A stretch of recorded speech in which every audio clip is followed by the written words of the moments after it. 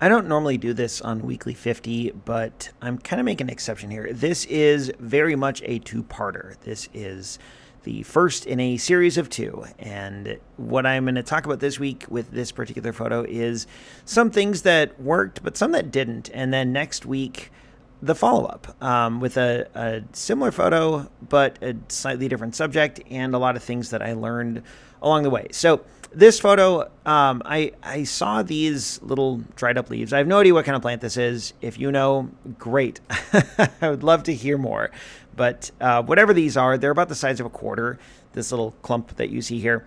And I saw them, I think it's in the what they call the formal gardens, maybe, on the Oklahoma State University campus. I have my D750, my macro lens, and I was walking, just like taking a screen break from work. So just taking like a 5-minute walk around campus.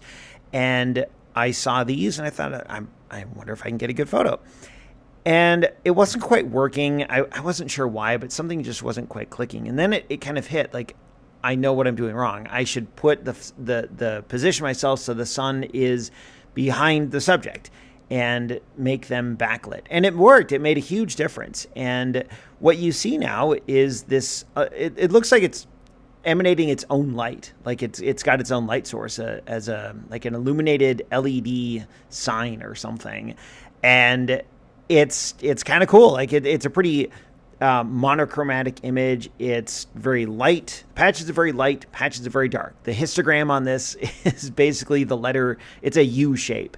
And that's fine. The detail on this, it's fine. And like everything about this, it's fine. There's nothing here that's going to just wow or amaze anyone.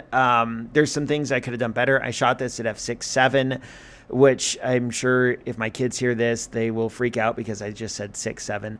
1/500th of a second, ISO 100, like nothing super outstanding here. In fact, if anything, I could have stopped down a little bit more. I think f8 or f11 would have given me a little more control over the depth of field. As it was, it's, you know, I'm not trying to be self-deprecating, but this photo in and of itself, it's fine. But when I took it, I had this feeling like I know I can do better. And so I wanted to keep at it just a little bit and see what I could come up with. And while I hope you enjoyed this photo, I mean, I certainly enjoyed it. It's not a bad photo. I wanted to use it as a learning opportunity and think about ways that I could build on it, even in the span of just a few minutes. So that. I'll leave you with that for part 1. And then I'll see you back here next week for part 2 when I talk about what I did next and what I learned.